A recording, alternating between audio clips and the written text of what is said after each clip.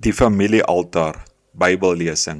Verder het Farao vir Josef gesê, kyk, ek stel jou aan oor die hele Egipte land. Toe trek Farao sy seelring van sy hand af en sit dit aan die hand van Josef. En hy het hom aan fyn linnenklere laat aantrek en die goue ketting om sy hals gehang en hom laat ry op sy tweede rytuig. En hulle het voor hom uitgeroep, pas op, so het hy hom dan oor die hele Egipte land aangestel. Genesis 41 vers 41 tot 43. Boodskaplesing. Ek kyk terug en sien Josef, toe hy gebore is uit sy vader en deur hom liefgehad is, verwerp deur sy broers, en sy vader het vir hom 'n kleed met baie klere gegee, 7 klere, wat die 7 oorspronklike klere is, en hierdie kleed het oor sy klein liggaam gehang, net soos die reënboog oor Jesus was na sy dood, begrafnis en opstanding. Toe Johannes hom sien, het daar 'n reënboog rondom hom gewees, soos jaspis en sarissteen, en dit was die stene van Benjamin en Reuben, die eerste en die laaste. Die reënboog rondom hom het 'n verbond beteken, die verbond van die bloed van Jesus aan die kerk gegee het, en die reënboog is altyd die teken van die verbond.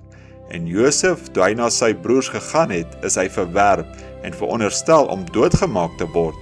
Nou, dit is wat die Jode gedoen het toe hy na sy eie gekom het.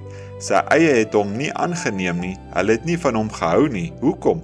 Omdat hy 'n sienaar was, omdat hy 'n profeet was, omdat hy meer geestelik was as die res van hulle. Hulle wou hom doodmaak, en een van hulle het uitgeroep, moenie hom doodmaak nie, hy is ons broer. Maar hulle het hom in 'n put gegooi.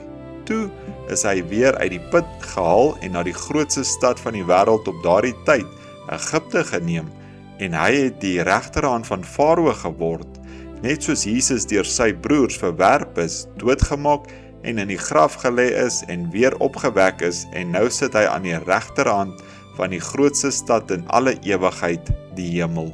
En niemand kon na Farao kom nie, behalwe deur Josef, en niemand kan na God kom nie, behalwe deur Jesus. Sien, net perfek. En nog iets wat jy opmerk in sy versoeking toe hy in die tronk was, deur die groot gawe wat hy gehad het, was daar 2 manne, en een van hulle was 'n skinker, en die ander een 'n bakker, en een van hulle was verlore, en die ander een gered. Is dit reg?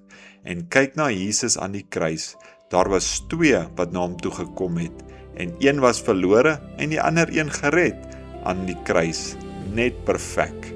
En toe het ek nog iets opgemerk, toe Josef deur sy eie mense verwerp is 'n bruid vir hom uit die heidene gegee. Is dit reg?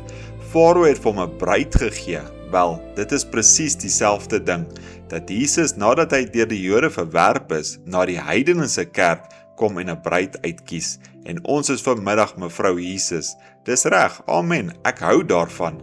Spreek tot hierdie rots, 15 November 1953, deur William Marion Branham.